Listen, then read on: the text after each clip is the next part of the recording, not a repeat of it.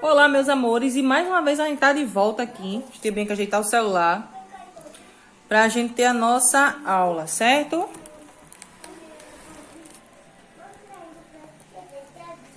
Assim tá. E a nossa aula hoje vai ser sobre história. Dessa vez é de história mesmo, viu? Que ontem a Bianca disse que era história e acabou sendo geografia e causou aquilo tudo. Mas hoje é a nossa aulinha de história, beleza? Bom, para começar a nossa aula a gente tem que fazer o quê? Ora, entregar tudo ao Senhor, porque tudo vem dele, tudo é para honra e glória do Senhor, certo? Então vamos orar, vamos agradecer a Deus por mais um dia e pedir a presença dele na nossa vida, na nossa casa, na nossa família. Vamos lá? Senhor Jesus, em tua presença nesse momento eu te peço, Senhor, fique conosco. Não nos deixe, Senhor, não nos desampare. Estamos vivendo um momento difícil, mas temos a certeza que tu estás conosco, Senhor Deus. Tu és o nosso general de guerra. Tu és aquele que quando permite, Senhor Deus, que algo aconteça, tu te responsabiliza, Senhor. Deus, guarda as nossas famílias, guarda as nossas crianças, Pai. Guarda os professores, guarda, Senhor Deus, todo mundo em toda a face da terra contra todo o mal. Permite, Senhor Deus, em nome de Jesus, o arrependimento em cada coração. Concede, Senhor Deus, a fome e sede de Ti. E assim, Senhor Deus, faz com que o homem, Senhor Deus, dobre-se diante do Senhor, reconhecendo que só Tu pode todas as coisas, Senhor. Deus, obrigada pela Tua presença na nossa vida, obrigada pela escola, pelos alunos, pelo corpo docente, pelo corpo discente da escola, por todas as escolas em toda a face da terra, Senhor. Continua guardando e livrando de todo o mal. Em nome de Jesus. Amém. Amém? Bom, então vamos lá para a nossa aulinha de hoje, né? Eu convido a vocês a abrirem o livro na página 360. Vamos lá? 360, tarará. Abrindo a página do livro. Já abriram? Rápido, vamos? Ainda não? Ai, meu Deus. Já? 1, 2, 3. 360. Vamos falar hoje sobre um pouquinho, enquanto vocês procuram aí, a gente vai falar hoje sobre Brasil Colônia. O que quer dizer Brasil Colônia? O que quer dizer capitanias hereditárias? O que quer dizer donatários? O que quer dizer governo geral? Para que isso tudo apareceu? Por que isso tudo aconteceu? Qual a finalidade disso tudo? Vamos ver? Vamos aprender mais um pouquinho? Então, já estão com o livro aberto aí, né? Olha o tempo, galera. Vamos lá? Livro aberto na página 360. Vamos falar hoje sobre o Brasil Colônia, certo? As capitanias hereditárias. Como o território do Brasil era muito extenso, o rei de Portugal o dividiu em partes, o que chamou de capitanias hereditárias. Então, foram as partes que ele dividiu o Brasil, porque cada um tinha o seu lugarzinho, cada um tinha a sua terrinha, então ele dividiu o Brasil em capitanias hereditárias. E quem foi que ele deixou responsável por essas capitanias hereditárias? Os donatários, que eram pessoas de confiança do rei para tomarem conta dessas terras, sabe? Para cuidarem delas, para guardar, para não deixar que os indígenas roubassem elas de novo, para não deixar que os indígenas tirassem deles a riqueza deles, a hashtag abre aspas aí, riqueza que era dos indígenas, né? Que eles chegaram aqui e tomaram. E eles escolheram pessoas de sua confiança para assim estar cuidando dessas terras, chamados de donatários. Então as pessoas que tomavam conta dessas terras, eram chamados de donatários, certo? Para organizar melhor a colonização. Então eles dividiu o Brasil em capitanias hereditárias. E em cada capitania ele colocou alguém responsável para tomar conta, para organizar melhor a colonização, para dizer assim, tantas pessoas ficam aí, tantas pessoas ficam aqui, e assim a gente vai vivendo uma boa, em paz, amor, harmonia, beleza? Vamos prosseguir. Cada capitania era doada a uma pessoa de confiança, olha aí, confiança do rei. A terra não podia ser dividida, não podia ser vendida, apenas passará de pai para filho, certo?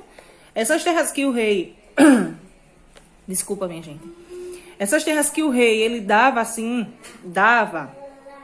aos donatários para que eles tomassem conta, só podia ser passada de pai para filho, certo? Não podia ser vendida não podia ser trocada, não podia ser negociada, ela só podia ser passada de pai para filho. Capitanias hereditárias, passada de pai para filho, certo? Pedacinhos de terras são as capitanias. Hereditárias quer dizer passar de geração em geração, de pai para filho, beleza?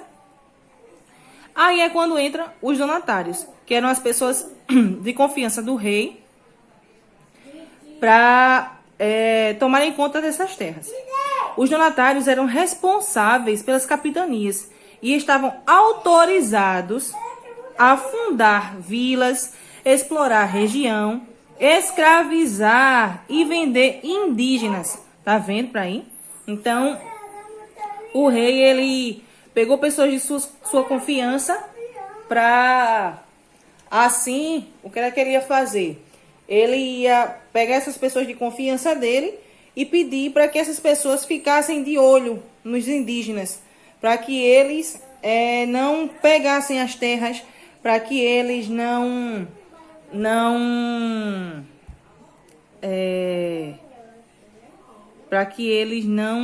como é que eu posso dizer?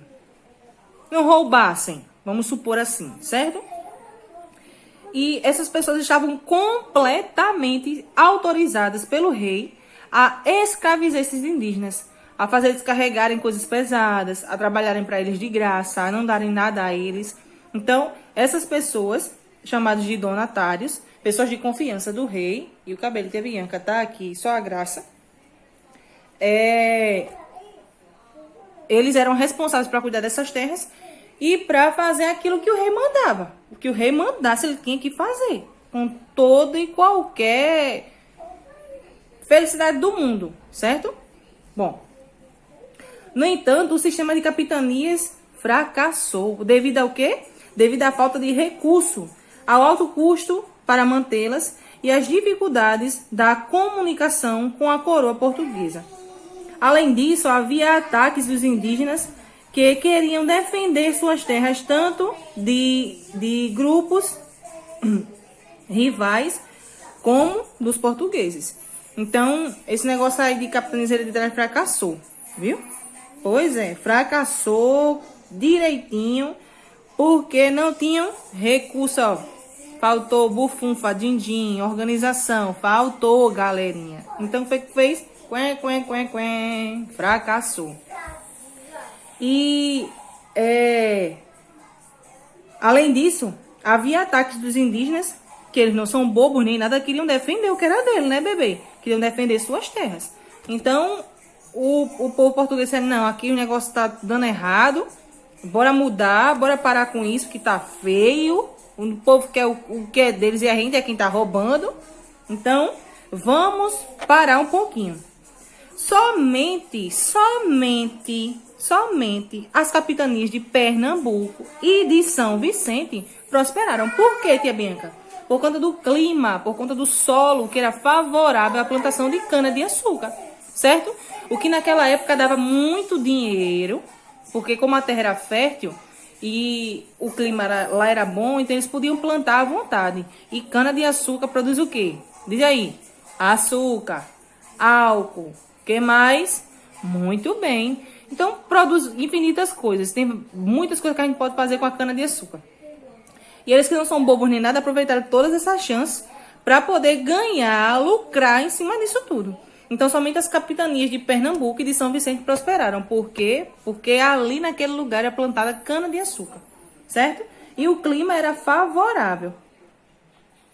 E devido também ao povoamento que foi estabelecido em ambas. Ou seja, o povo se estabilizou ali direitinho, morou ali direitinho, tava tudo morando, progredindo, plantando, tudo dando tudo certo. Certinho? Então, por isso que veio a dar certinho o babado lá. Entendido, galerinha? Ó, na página 360 tem uma atividadezinha que diz assim: por que o Brasil foi dividido em partes? Por quê? Que bem que explicou. Vou dizer de novo não, viu? Porque elas eram chamadas de capitanias hereditárias. Porque passavam de quem para quem? Era dividido? Era. Podia ser vendido? Trocado? Não. Então, vamos lá para o texto e vocês vão ler direitinho e vão entender. Certo?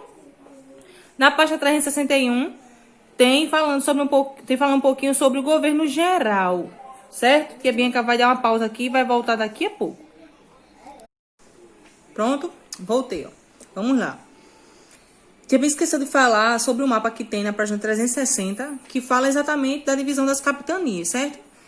Por exemplo, Pará. Quem vai ficar responsável pelo Pará? Como donatário? Maranhão. Quem foi? Ceará. Antônio Cardoso. Rio Grande. João de Barros. Itamaracá. Pero Lopes. E assim vai, certinho? Então, você confere lá na página 360 o mapa que tem as divisões do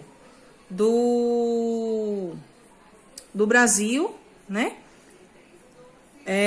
As capitanias hereditárias do século XVI, viu? Página 160, confere lá. E a gente vai ver agora o governo geral. O que foi esse governo geral? Quem era responsável por ele? Como foi que ele surgiu? Vamos lá. Página 361, viu? O governo geral. Ao perceber que as capitanias não deram certo, o governo português criou novos mecanismos para administrar as terras e dar continuidade à colonização. Então, Portugal viu que não foi tão bem sucedido e decidiu não ficar assim, não. Ele disse, vou fazer alguma coisa. E o que foi que ele fez? Vamos lá. A intenção não era acabar com as capitanias, e sim centralizar política e economicamente a colônia. Então, a intenção deles não era acabar, não, certo? Com as capitanias, não. Era descentralizar, deixar o negócio mais organizado. Vamos dar outro nome aos bois, vamos fazer mudanças e vamos melhorar esse negócio aí que não começou direito, não. Então, eles queriam centralizar a política e economicamente a colônia, certo? Assim surgiu o governo geral. Então, o governo geral foi criado por pessoas, vamos supor, tem o Brasil. O Brasil foi dividido em colônias, em capitanias, não é? Aí, o que foi que aconteceu? O rei de Portugal viu que não conseguia administrar tudo sozinho. Então, ele decidiu dividir em capitanias, o quê? Hereditárias, não foi? Capitanias hereditárias são terras passadas de pai para filho. Aí ele viu que não foi bem sucedido, porque faltou recurso, porque os indígenas ficaram com medo que eles se apossassem mesmo lá de forma ilegal e decidiram agir também. Não ficaram de braços cruzados, não. Decidiram defender o que era deles também. Então, com isso que está acontecendo, Portugal não foi bem sucedido, certo? Fracassou. O rei de Portugal, pensando numa nova chance, num novo renovo, aí o que foi que aconteceu? Ele decidiu criar as capitanias hereditárias, não. O governo geral. O governo geral Eu caio não.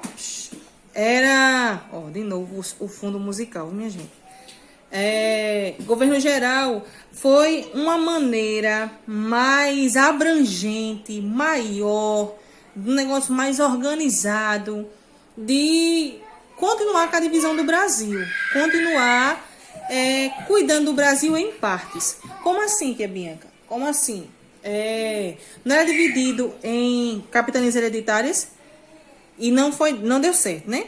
Aí decidiram criar o governo geral, que eram pessoas responsáveis, mais responsáveis ainda, por determinadas funções. Eles eram, como é que eu posso dizer a vocês? Responsáveis por organizar melhor o negócio lá, que não deu certo, não foi? Pronto. Então, eles decidiram criar o governo geral, para que o negócio ficasse mais organizado, ficasse mais fortalecido, ficasse melhor, certinho? As principais funções do governador geral era coordenar a colonização. Aqui, ó, fortalecendo as principais capitais. As principais funções do governador geral era coordenar a colonização, fortalecendo as capitanias contra os ataques indígenas, fiscalizar o que acontecia nas capitanias e apoiar a produção de cana-de-açúcar. Para isso, o rei passou a distribuir entre os funcionários reais as obrigações que inicialmente eram dos donatários. Então, o rei viu que os donatários estavam muito sobrecarregados. O negócio estava pesado para ele, sabe? Aí decidiu dizer assim, ó, fica assim não. Eu vou pegar alguém para te ajudar. Tu faz essa parte e essas pessoas aqui, ó, também da minha confiança. É claro que o rei não ia colocar lá pessoas que não fossem da confiança dele, não é isso? Então, ele colocou lá pessoas que eram da confiança dele também para ajudar os donatários. Era como se essas pessoas que fizessem parte do governo geral fossem responsáveis pelos donatários, certo? Os donatários iam a campo, faziam o que tinham que fazer, porém eram submissos às pessoas do governo geral, que também foi dividido em etapa. Fulano ficou com isso, Cicrano ficou com aquilo, Beltrano ficou com aquilo. Cada um ficou responsável por uma área, certinho? Ó, os primeiros governadores gerais, quem foi? Tomé de Souza, Duarte da Costa e Mendes Sá. O que era que eles eram responsáveis? Tomé de Souza chegou ao Brasil em 1549, fundou a cidade de Salvador em 1549, no ano que ele chegou, se tornou a primeira capital do Brasil e a cidade sede do governo geral. Olha, será que o homem tem cabeça? Será que ele pensava direitinho? Shhh.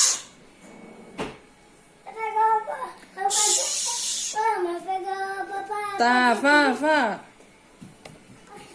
Incentivou a pecuária e o desenvolvimento da lavoura da cana-de-açúcar e organizou expedições para irem ao interior em busca de matérias preciosas. Então, ele ficou responsável pelo desenvolvimento, vamos dizer assim, geral, certo? De Salvador. Duarte da Costa governou entre 1553 a 1558. Enfrentou os franceses que invadiram o Rio de Janeiro em 1555 e fundaram a colônia da França Antártica. Certo, que bem que a pessoa tinha errado. Então, Duarte da Costa também teve seu grande e precioso papel, certinho? Tá errado, tira. Mendes Sá, o que foi que Mendes Sá fez? Ele governou entre 1558 e 1572, praticou políticas violentas contra indígenas. Espera aí só um pouquinho.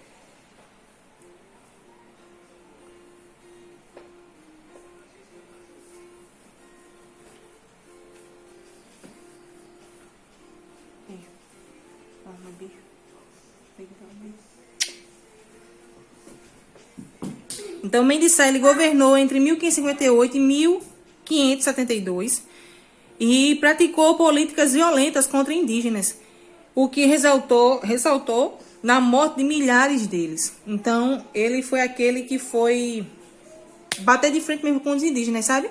Ele foi, de fato, aquele que disse assim, ó, isso aqui é da gente e se vier pra cá você vai morrer. E os indígenas não queriam isso, queriam as terras deles de volta. E eles foram atrás dos seus direitos, né? Foram reivindicar seus direitos. Mas usando a sua própria força também, como ele usou, como Mendes Sá usou. Mas dessa vez eles não foram tão bem sucedidos assim não, tá, minha gente? Eles acabaram morrendo muitos indígenas e a terra de fato virou dos portugueses, certo? Intensificou o tráfico de africanos escravizados para o Brasil. Então, ele aumentou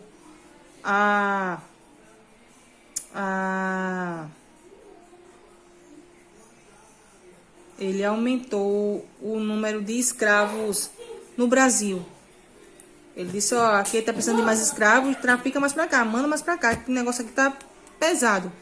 Então, manda eles pra cá pra eles fazerem um trabalho pesado, certo? Foi isso que aconteceu. Após a morte de Mendes Sá, o que aconteceu? O rei de Portugal resolveu dividir o Brasil em duas partes, a fim de melhorar a divisão, a administração, aumentar a arrecadação de impostos e fortalecer a ocupação do Rio de Janeiro e de São Vicente, constantemente ameaçados pelos franceses. Assim, em 1572, foram criados o Governo do Norte, com a sede na cidade de Salvador, e o Governo do Sul, com a sede no Rio de Janeiro. Entretanto, 6 anos depois, o Brasil voltou a ter um único governo geral, ou governador geral, na sede de Salvador, certo? Então, o que foi que aconteceu depois da morte de Guimê de Sá? Guimê, meu Deus, minha gente, me perdoe. Mendes Sá, que a Zaf estava ali, eu vi um negócio ali, sabe? Aí misturou tudo aqui na cachola. Então, o que foi que aconteceu depois da morte de Mendes Sá? O rei de Portugal dividiu tudo em 2 partes, em únicas 2 partes. E...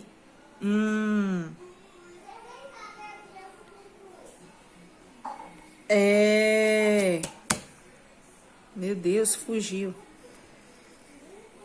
Com essa separação, somente do Brasil apenas em 2 partes, uma ficou no Rio de Janeiro e a outra ficou em São Vicente. Ou seja, uma tinha sede no norte e a outra tinha sede no sul. A sede do norte era em Salvador e a sede do sul no Rio de Janeiro, certo? Entretanto, depois de 6 anos, o Brasil voltou a ter um único governador, na sede de Salvador, certo? Página 362. 362. A atividade do 1 ao 2. Item brincando. Completa o diagrama com as informações solicitadas. Então, você vai fazer também essa atividade, certo? Todas as atividades da página 362 para ser feita. E a atividade também da página 360, que só é uma, bem facinho. Vão lá, arrasem, dê aquela rabiscada federal. Vão lá e respondam e mandem para tia Bianca.